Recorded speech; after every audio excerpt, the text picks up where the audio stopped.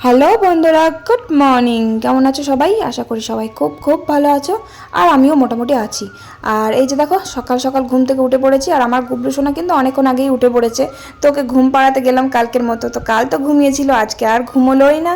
তাই ভাবলাম কি আর করার, দেরি করে লাভ নেই, কাজটা কমপ্লিট করেই নিই। আর গুবলু সোনা ঘুম থেকে উঠে কিন্তু দুষ্টুমি করেনি, আজকে বেশ খেলা করছে। আজকে ওনার মোডটা খুব ভালো আছে, তাই জন্য বেশ খেলা করছে। তাই জন্য আমি ভাবলাম ও যখন খেলাই করছে, মোড যখন ভালো আছে, তাহলে আমি আমার কাজগুলো ভালো করে গুছিয়ে গাছিয়ে করে নিই। তো আমি ঘরের আলনাটা গুছাচ্ছিলাম, তারপর ওর বাবা বললো তাহলে ও যখন এখন খাবে না, কারণ ঘুম থেকে উঠে না জল বিস্কিট খেয়েছে, দুধ যখন একটু পরে দেবে তখন আবার ওকে খাওয়াবো। তাই ওর বাবা বললো খাওয়া যখন হয়ে গেছে তাহলে আমি ওকে দোকানে নিয়ে গিয়ে বসি, যখন তোমার কাজ হয়ে যাবে তখন নিয়ে আসবে, গিয়ে খাইয়ে দেবে। তাই ওর বাবার সাথে পাঠিয়ে দিলাম দোকানে, দিয়ে যে ঘরের আলনাটা, জামা কাপড়গুলো সব গুছিয়ে নিলাম। এই আর গুবলু সোনার বাবার দোকানে গিয়ে যে চুপচাপ বসে থাকবে তা কিন্তু নয়, ও কিন্তু দোকানে গিয়েও খুব দুষ্টুমি করে, একদম রাস্তার সামনেই দোকান তো, তার জন্য ওর বাবা ভয় পায়। মানে দেখতে দেখতে সেকেন্ডের মধ্যে রাস্তার মাঝখানে গিয়ে দাঁড়িয়ে পড়বে, এরকম টাইপের খুব দুষ্টুমি করে দোকানে। তারপরে ধরো আমাদের দোকান তো সাইকেলের দোকান, সাইকেলের কত সরঞ্জাম থাকে, সেই সব প্রচুর নোংরা থাকে, কালি ঝুলি থাকে, সাইকেলের কাজ তো নোংরার কাজ। তো সেই জন্য এবার ওর বাবা দোকানে নিয়ে যেতে চায় না, কারণ নোংরা ঘাটে প্রচুর, গিয়ে দোকানে সে হাতটা আবার মুখে দেবে, এবার পেট খারাপ করবে, সে হাতটা নিয়ে খেলা করবে, আবার মুখে চোখে কালি ভর্তি হয়ে যাবে। তাই জন্য ওর বাবা দোকানে নিয়ে যেতে চায় না, নিয়ে গেলে যখন কাজ থাকে না তখন নিয়ে গিয়ে চুপটি করে কোলে নিয়ে বসে থাকে। তা না হলে তো খুব দুষ্টুমি করবে, বড় বড় ভারী ভারী লোহার জিনিস ওগুলো নিয়ে টান মারবে, ছুটবে, ওর বাবাকেই মানে মাথায় ছুঁড়ে টান মেরে মাথা ফাটিয়ে দেবে।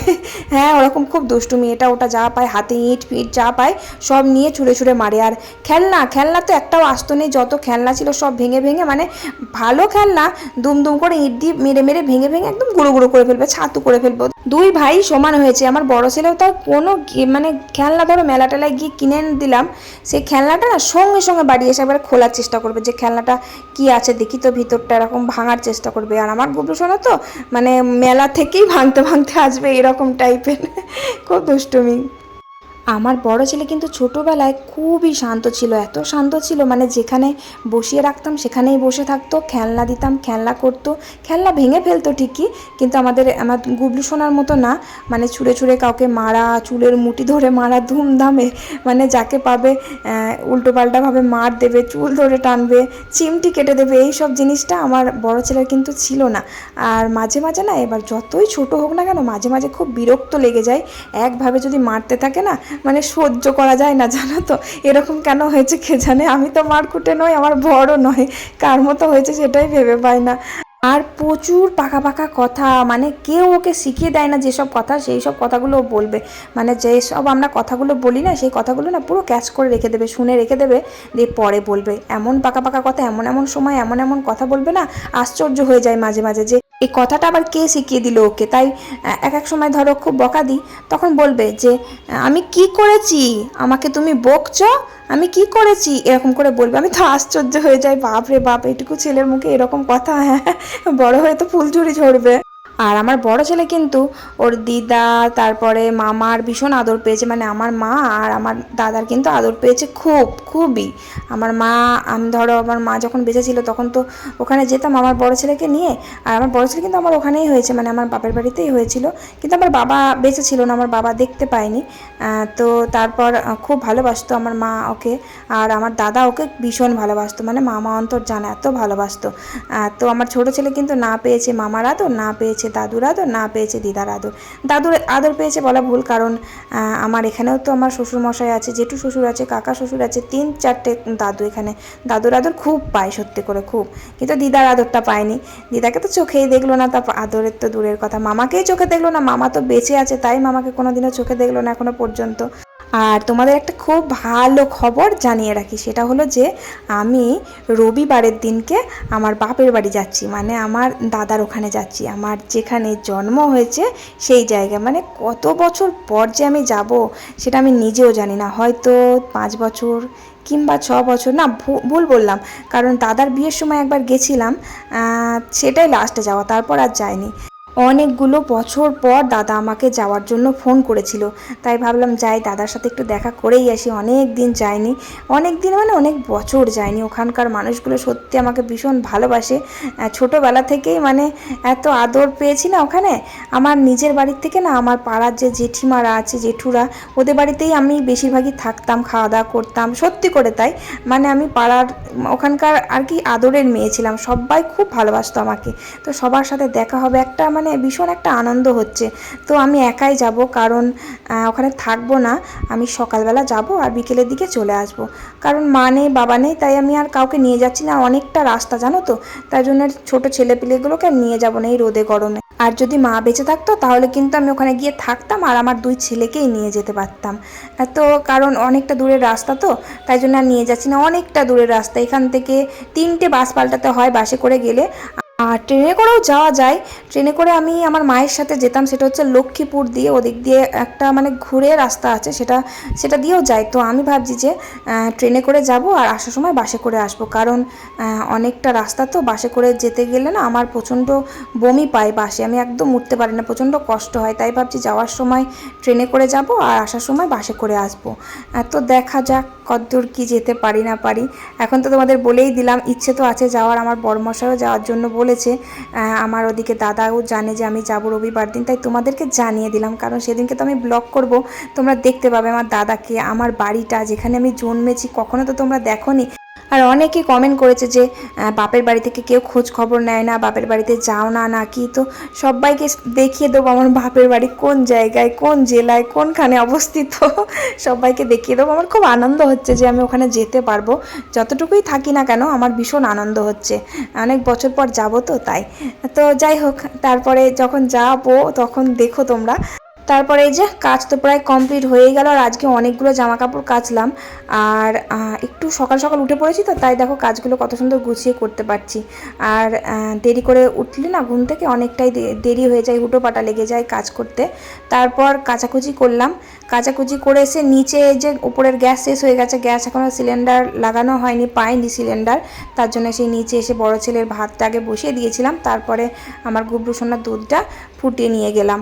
কারণ উপরের গ্যাস নেওয়ার খুব অসুবিধা হচ্ছে, উপর নিচ করতে করতে মনে হচ্ছে প্রাণটাই যাবে। কতবার যে ওঠা নামা করলাম তার ঠিক নেই। আবার টিফিন বানাতে হবে বড় ছেলে।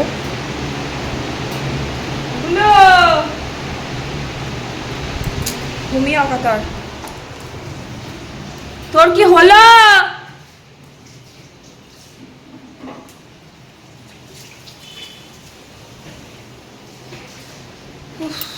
কি গরম আজকে।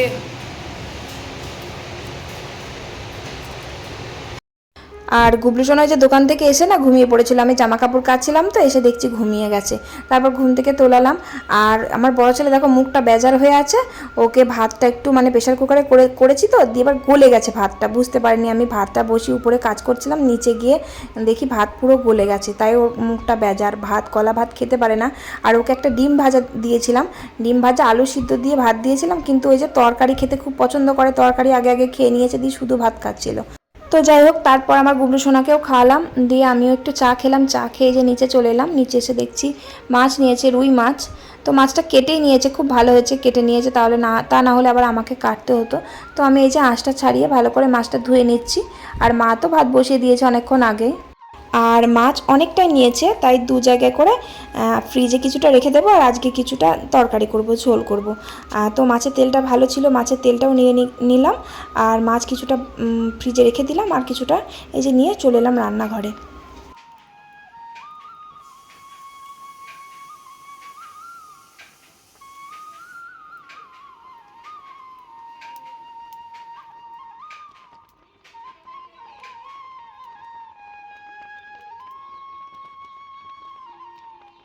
তো ভাতটা হয়ে গেছে, তো ফ্যানে ফ্যানে ভাত আমার বরমশার জন্য তুলে রাখলাম, দিয়ে যে ভাতে ফ্যানটা ঝরিয়ে দিচ্ছি। আর আমাদের হাঁড়িটা না অনেকটাই বড়, জানো তো, যখন ফ্যান ঝরায় না আমার প্রচণ্ড মানে ব্যথা লাগে পেটে, কারণ খুব ভারী তো, ঠিক জায়গায় মানে গিয়ে টানটা লাগে, ওই যে সেলাইয়ের দিকটা না পেটে প্রচণ্ড টান লাগে, খুব অসুবিধা হয় বিশেষ করে ভাতের ফ্যানটা ঝরাতে আমার। আর যখন প্রথম প্রথম বিয়ে হয়ে এসেছিলো না, তখন এত বড় হাঁড়ি দেখে আমি তো হতভম্ব, যে এত বড় হাঁড়ি ফ্যান ঝরাবো কী করে, আমাদের তো পুচকি পাড়া হাঁড়ি, দুটো মানুষ, তিনটে মানুষ, তো ভাতের হাঁড়ি ছোট্ট পাড়া ছিল। আর কারণ আমাদের বাড়িতে 7জন মানুষ, দুবার করে খাওয়া দাওয়া হয়, তার জন্য একবারে বড় হাঁড়িতেই হয়। আর আগে কিন্তু মানে মাঝে আমি বড় হাঁড়িতে পারতাম না নামাতে, তাই জন্য একটা ছোট হাঁড়ি ছিল, সেই হাঁড়িটায় ভাত করতাম, মানে দুবার হতো, একবার জলখাবারে ভাত হতো আর একবার দুপুরবেলা দিয়ে। আমারই তখন খাটনিটা বেশি হয়ে যাচ্ছিলো, যে এই রান্নাবান্না সেরে আবার ভাত বসাতে হতো, সে ভাতটাও দেখতে তো আমাকে সময় লাগতো, তাই জন্য দূর বাবা ওই বড় হাঁড়িতে করেই বসিয়ে দিই, বড় হাঁড়িতে হয়ে গেলে ভাত, তারপরে তরকারি টরকারি করতে কত সময় লাগে আমাদের বাড়িতে। শুধু আজ বলে না, আগা গোড়ায় আমার বিয়ের প্রথম এসে থেকে দেখছি প্রচুর রান্না হয়, এখন তো তাও কমে গেছে, আরও আগে বেশি বেশি রান্না হতো, 1টা 2টো অবধি রান্না করতাম বসে বসে। মানে রান্নাবান্না হয়ে যে বলেছি তোমাদের যে রান্নাবান্না হয়ে গেছে, কড়াই নিচে নামিয়ে ফেলেছি, জেঠু মানে অনেক বেলায় 12টা 1টার দিকে মাছ এনেছে, বলছে মাছটা রান্না করে দেওয়ার, করেও দিয়েছি, করে দিইনি বলতে পারবে না। তো এখন আর সেই জিনিসটা করেন না জেঠু, জেঠু কিন্তু এখন আনলে বলে যে বেছে ধুয়ে ফ্রিজে রেখে দাও, আজকে আর করতে হবে না, কালকে রান্না করবে। আর আজকে ভেন্ডি এনেছিল, সেই ভেন্ডিগুলো সর্ষে বাটা দিয়ে একটু ঝাল চচ্চড়ি করলাম। আর মাছের তেল তো অনেকটা আছে, রেখে দিলাম, তো মাছের তেলটাই যে আলু পটল আর পেঁয়াজ দিয়ে একটু ভাজা করব। মাছের তেলটা তো খুব ভালো লাগে, আর আমি এইভাবেই ভাজি ডেলি, তোমরা তো দেখেছো মাছের তেল আনলেই এরকম পেঁয়াজ লঙ্কা রসুন দিয়ে বেশ পটল ফটল দিয়ে ভাজি, ভালো লাগে খেতে। আর একটা দিদিভাই বারবার কমেন্ট করছে যে তরকারিতে কাশ্মীরি লঙ্কার গুঁড়োটা দেওয়ার জন্য, তাহলে কালারটা হবে। এবার আমি আগেও বলেছি, আমি আবারও বলে দিচ্ছি যে কাশ্মীরি লঙ্কার গুঁড়ো আমাদের বাড়িতে খাই, কোনো ওকেশান থাকলে তখন দিই, তা না হলে পরে দিই না, কারণ আমাদের বাড়িতে সবাই না অসুস্থ, কারণ সব হাই প্রেশারের পেশেন্ট বাড়িতে, আমার বরমশাই, আমার শ্বশুর মশাই, আমার শাশুড়ি মা। এবার ওটা তো একটা ফুড কালার, ওটা খেলে কিন্তু ক্ষতি করতে পারে শরীরে, ডাক্তার এখনও পর্যন্ত দেখিয়ে যাচ্ছে। আমার শ্বশুরমশাই এতটাই অসুস্থ, স্ট্রোক হয়েছিল, 3-4 মাস হলো স্ট্রোক হয়েছে, তো তার জন্য ডাক্তার একদম তেল মশলা আর কোনো ফুড কালার মানে কালার জাতীয় জিনিস, তারপরে তেলে ভাজা এইসব জিনিস একদম মানা করেছে খেতে। তাও তো বেশিরভাগ আমাদের বাড়িতে বেসনের বড়া হচ্ছিল, বেসনের বড়াটা করতে মানা করেছে, এখন খেতে একদম মানা করেছে বেসনের বড়া, তো ডেলি হতো তো, তার জন্য এবার তেল বেশি খেলে সেটা কোলেস্ট্রল বাড়ে, তার জন্য মানে ওইসব তেলে ভাজা কালার জিনিসটা খেতে মানা করেছে, শুকনো লঙ্কা। তাই আমি মানে কালার করি না, যতটা পারি মানে খাবারটা খুব হালকা পাতলা মশলা দিয়ে করে দিই, যাতে ক্ষতি না করে অন্তত শরীরে, আমাদের বাড়ির কারো যেন ক্ষতি না হয়। তাই জন্য কিন্তু কাশ্মীরি লঙ্কাটা আমি ইউজ করি না। যদি কোনো অকেশন যদি বাড়িতে হয় যে না কাশ্মীরি লঙ্কা একটু দিতে হবে, বা লোকজন এলো বাড়িতে, তখন একটু লঙ্কা দিই, টমেটো তারপরে কাশ্মীরি লঙ্কার গুঁড়ো একটু দিই, তা না হলে 12 মাস কিন্তু কাশ্মীরি লঙ্কার গুঁড়ো খাওয়া ভালো না। তো যাই হোক, তারপর এই যে দেখো মাছগুলো ভেজে নিলাম, আর ওদিকে আমার গুবলু সোনাকে দরজায় চিকল মেরে দিয়েছি, মানে কড়া আটকে দিয়েছি, ও তো খুব রেগে গেছে, মানে বাইরে উঠোনে বার হবে, উঠোনে রোদে রোদে খেলা করবে, কাঁদছে, ও কী করছে ওই গ্রিলের উপর পা দিয়ে দিয়ে হাতটা বাইরে বার করবে, দিয়ে দরজাটা খোলার চেষ্টা করবে, এরকম করে, খুব পাকা। তো তারপরে যে মাছটা ভেজে নিয়েছি, দিয়ে যে মাছটা আলু কচু দিয়ে তরকারি করব। আর এই সবজির মধ্যে কচুটা না আমার ভীষণ ফেভারিট, ভীষণ খুব ভালো লাগে, কচুর দম খেতে খুব ভালো লাগে, মানে গরম মশলা গরম মশলা দিয়ে কচুর দম, বেশ পেঁয়াজ আদা রসুন দিয়ে দারুণ লাগে, মানে শুধু কচু, কোনো আলু থাকবে না ওর ভেতরে, কচুগুলো গোল গোল করেই থাকবে, মানে গোটাই ছোট ছোট কচু হতে হবে, মানে গোটাই দিয়ে ওটা একদম গরম মশলা দিয়ে কষা কষা মাংসের মতো দারুণ লাগে কিন্তু খেতে, অনেকবার করেছি। তো ছোট সাইজের কচু হলে খুব ভালো হয়, কচু আমার ভীষণ প্রিয় একটা খাবার। তো তরকারিতে একটু বেগুনও দিয়েছি, কচু দিয়েছি, একটু বেগুন দিলে বেশ খেতে ভালো লাগে। আর এই তরকারিটা একটু ঝোলঝোলই করলাম। আর ডালও করেছি, ডালটা কিন্তু প্রেশার কুকারে করেছি, ডাল গ্যাসে বসিয়ে দিয়েছি, ওই যে একেবারে পেঁয়াজ লঙ্কা তারপরে সর্ষের তেল নুন হলুদ একবারে দিয়ে সিটি মেরে নিয়েছি, খুব ভালো লাগে ওই ডালটা খেতে, বেশ টেস্ট হয়। আর আমরা তো সেই নাগড়ার মধ্যে ভাতে দিই, তো দিয়ে টেস্টটা হয় না, ডাল ভালো লাগে না খেতে। আমি বলি স্টিলের একটা কোটো আছে ডাল ভাতের, ওর মধ্যে দিলে ডালটা তাও একটু টেস্ট হয়, ভিটামিনটা পুরো একদম নাগড়ায় দিলে না ভিটামিনটাই তো বেরিয়ে যায়, কিন্তু মা ওতে দিতে মানা করে, স্টিলের কোটোয় নাকি ডাল খেলে নাকি ক্ষতি করে, তাই জন্য দিতে মানা করে, তো তার জন্য দিই না। মাঝে মাঝে আমি দিই, ওই কোটোর মধ্যে দিলে ডালটা না বেশ সুন্দর হয়, ডালটা যখন রান্না করি খেতে খুব ভালো হয়, তা না হলে প্রেসার কুকারেই করি, প্রেসার কুকারের ডালটা টেস্ট হয় খেতে। তো যাই হোক, তারপর রান্নাবান্না কমপ্লিট করলাম, ওই যে মাছটা ঝোল করলাম, মাছের তেলটা ভাজলাম আর ভেন্ডির ঝাল করলাম। আর লাস্টে আবার জেঠুও মাছ এনেছে, রুই মাছ। মা এখন সেই মাছটা কাটছে, আর মাছটার পেটে না খুব ভালো একটা তেল ছিল, সে তেলটা আমি আবার নিয়ে এসে লাস্টে কিন্তু ভেজে নিয়েছি। মাছটা ফ্রিজে রেখেছি, কিন্তু তেলটা আবার কি রাখবো, তাই মাকে বললাম তেলটা আমাকে দিন, তেলটা বেশ ভেজে ওর সাথে মিশিয়ে দিই, কারণ তেলটা, মাছের তেলটা অনেকক্ষণ আগেই ভাজা হয়ে গেছে ফার্স্টেই, তাই লাস্টে একটু অল্প তেল দিয়ে মাছের তেলটা নেড়ে চেড়ে নিয়ে ওই যে মাছের তেলটা ভাজলাম না আলু পটল দিয়ে, ওটা নিয়ে এসে আরও মিক্সড করে একটু ভালো করে ভাজা ভাজা করে তুলে নিলাম। তো ওটার আমি আর ভিডিও করিনি। তো তারপর রান্নাঘরটাকে পরিষ্কার করে এই যে কড়াইটা মেজে নিচ্ছি। কড়াই ওই যে মাছ ভাজার সময়, তারপরে ভাজাভাজি করার সময় সাইড দিয়ে যে তেলটা কড়াই না, সেটা মাটির সাথে লেগে যায়, যে পুরো কামড়ে লেগে থাকে, একদম উঠতে চায় না, প্রচুর কষ্ট হয় এই কড়াই মাজতে গিয়ে। আর তাছাড়া উনুনে রান্না করছি বলে তাই উঠে যাচ্ছে, গ্যাসে হলে পরে আর দেখতে হতো না, এত পুরো অবস্থা খারাপ হয়ে যেত, আরও মাজা যেত না, ভীষণ কষ্ট হয়। উনুনে রান্না করলে তাও পোড়াটা মাজা যায়। আর আজকেও কিন্তু তাড়াতাড়ি রান্নাবান্না কমপ্লিট হয়ে গেছে। দিয়ে যে কড়াইটা মেজে নিচ্ছি, মা বলছিল যে বেগুন দিয়ে আলু দিয়ে তারপরে কচু দিয়ে একটা আলাদা তরকারি করতে, আর ওই মাছটা ঝাল করতে বলেছিল। তা আমি আর করিনি, আমি মাছটার সাথে একদম আলু কচু বেগুন দিয়ে তরকারি করে ফেললাম। আর ভেন্ডির ঝাল হয়েছে তো তাই জন্য, আর যদি ভেন্ডিটা না হতো তাহলে ওরকম দু তরকারি করতাম, অনেকগুলো রান্না হয়ে যাবে, তাই জন্য আজকে আর বেশি করলাম না। রান্নাবান্না সেরে উঠতে উঠতে সে আমারই কিন্তু বেলা হয়ে যাবে, 1টা 1:30 বেজে যাবে। 11:30টার মধ্যে রান্না পুরো কমপ্লিট করে ফেলেছি। আর আমার গুবলু সোনাকে চান করিয়ে দিয়েছে, ওই যে আমার ননদিনই চান করিয়ে দিয়েছে। তো আমি ভাত খাইয়ে দেবো ওকে, তা ও আবার নিয়ে গিয়ে দেখছি ওকে মানে মাংসর ঝোল দিয়ে ভাত দিয়ে খাইয়ে দিয়েছে, মানে ওরও মেয়ে আছে, ওর মেয়েকে খাইয়ে দিয়েছে, আর ওদিকে দেখছি আমার গুবলু সোনা খাচ্ছে আর কি ভাত। তো যাই হোক, তারপর আমি আর কি করব, দিয়ে আমি এসে যে চানটা করে টোরে ভাত খেতে বসলাম। আর মনে হচ্ছে মাছের তেলটা দিয়েই অর্ধেক ভাত খাওয়া হয়ে যাবে। আর এই যে ডালটা প্রেশার কুকারে করেছিলাম, ডালটা খুবই চাপ চাপ হয়ে গেছে, একটু আলু দিয়েছি তো পুরো হয়ে গেছে।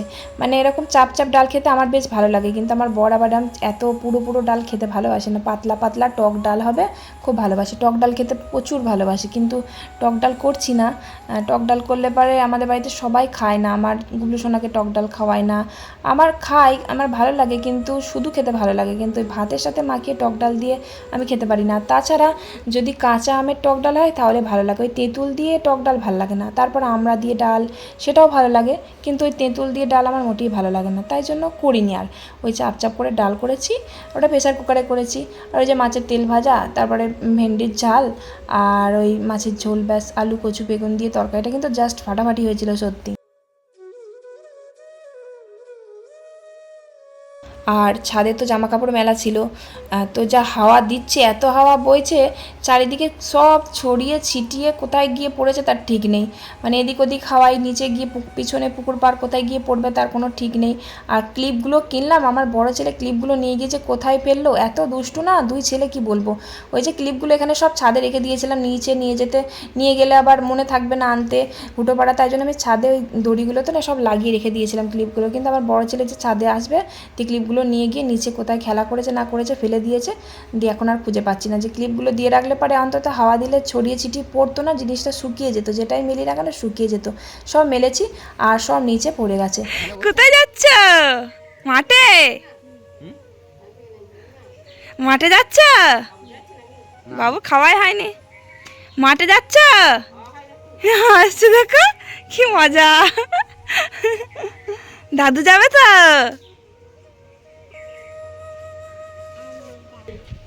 বিকেলবেলা ওর বাবা মাঠে জল দিতে গেল, তা জল দেবে বলে যে এটা হচ্ছে মেশিন, মানে জল তোলা মেশিন, তো এই মেশিনটা চালিয়ে দিলে হড়হড় করে জল বেরিয়ে আসে নাকি, আমি কোনোদিন দেখিনি। তো এই জমিতে, কোন জমিতে কিসের জমিতে জল দিতে গেল সেটাও আমি জানি না। তো আমার ভ্যানে করে গেল, আমার গুবলু সোনাকে নিয়ে গেল, আর আমার শ্বশুরমশাইও গেল ভ্যানে করে, ভ্যানে বসে থাকবে, আর আমার বড়মশাই ওদিকে জল দেবে। তারপর আমি ও নিয়ে গেল বলে ওকে খাওয়ানো হলো না, ঘুম থেকে উঠেই ওর বাবার সাথে চলে গেল, বিকেলের দিকটা 5টার সময় গেছে। তারপর আমি এই যে বাসনগুলো ধুয়ে নিচ্ছি, তারপর গুবলু সোনা তো আসবে, তারপর খাওয়াতে পারবো, তারপর আমি ভিডিওতে ভয়েস দেবো, ওকে খাইয়ে নিচে মায়ের কাছে দিয়ে আসি, তারপর নিশ্চিন্তে আর কি ভিডিওতে ভয়েস দিই, তা না হলে ভয়েস দিতে দেবে না, কথা বলবে দুষ্টুমি করবে, তাই জন্য। তারপর গুবলু সোনা এলো 5টা 5:30 6টার দিকে এলো, ওকে খাওয়ালাম, খাইয়ে টাইয়ে ঘরে গিয়ে মানে আমি বড় ভিডিও, কালকের যে বড় ভিডিওটা সেই ভিডিওটা মানে অর্ধেকটা ভয়েস দিয়েছি। ভয়েস দেওয়ার পর দেখছি আমি তো ইনশর্টে ভিডিও ভয়েস এডিট করি, ইনশর্টে দেখছি কি ডিস্টার্ব করছে কে জানে, বুঝতে পারলাম না। ভিডিও যে আমি ভয়েস দিচ্ছি, ভয়েস দেওয়ার পর আমি শুনছি কোনো আওয়াজ নেই, সাউন্ড নেই, কিচ্ছু নেই, কিচ্ছু বুঝতে পারলাম না। আমার তো এমনিতে টাইম শেষ হয়ে যাচ্ছে, আমার তো মাথা কাজ করছে না। এবার আমার বোন মানে আমার জেঠুর মেয়ে, ও না এই ইনশর্টের ব্যাপারে অনেকটা কিছু জানে, আমি কিন্তু এডিট করা ওর কাছ থেকেই শিখেছি। তা ওকে ফোন করলাম, ও আবার বললো তুই ইনশর্টটা ডিলিট করে আবার নতুন করে ইনস্টল কর। তো আমি বললাম যে এবার যদি ডিলিট করি তাহলে আমার যত মানে ভিডিও আছে সব কিন্তু ডিলিট হয়ে যাবে। তো আমি কি করলাম, যতদূর ভয়েস দিয়েছি ততদূরই আমি সেভ করে রেখে দিলাম, দিয়ে সেভ করে ডিলিট করে আবার ইনস্টল করলাম, তাও দেখছি ঠিক হচ্ছে না। তারপরে আবার ওকে ফোন করলাম, ও আবার বললো ফোনটা সুইচ অফ কর, দিয়ে সুইচ অফ করে অন কর। তারপর আবার তাই করলাম, তারপর দেখছি হ্যাঁ ঠিক হয়ে গেছে। কি আশ্চর্য, আমি ফালতু ওগুলো সব ডিলিট করলাম, প্রচুর মানে ঝামেলা হলো। সেটা যদি আমি আগেই করতাম, মানে সুইচ অফটা করে অন করতাম, তাহলে আমার অনেকক্ষণ আগেই কাজটা কমপ্লিট হয়ে যেত। তারপরে আবার আমার ফোনের ক্যামেরাটাও অন হচ্ছিল না, কি হচ্ছিল কিছু বুঝতে পারছিলাম না, আমার প্রচণ্ড ভয় লেগে গেছিলো, মাথা কাজ করছিল না। তো যাই হোক, ফোনটা সুইচ অফ করে অন করার পর ফোনটা কিন্তু ঠিক হয়েছিল। তো যাই হোক, শেষমেশ আমার ফোনটা যে ঠিক হয়েছে, ভিডিওটা আপলোড করতে পেরেছিলাম, এটাই বড় কথা। তো তারপর সন্ধে দেওয়ার পর এই যে কাঁচা লঙ্কা, কাঁচা পেঁয়াজ দিয়ে বেশ ঝাল করে মুড়ি খেলাম। আর আমি কিন্তু লঙ্কা খাই প্রচণ্ড কামড়ে, আমি এরকম কামড়ে লঙ্কা খেতে খুব ভালোবাসি, ভাতের সাথে হোক বা মুড়ির সাথে প্রচণ্ড ঝাল খাই আমি। কিন্তু তোমরা কারা ঝাল খেতে পারো আর কারা ঝাল খেতে পারো না কমেন্ট করে জানিও। আর আজকের ভিডিও এখানেই শেষ করছি, ভালো লাগলে একটা লাইক, কমেন্ট, শেয়ার। চলো আজকের মতো টাটা, বাই বাই।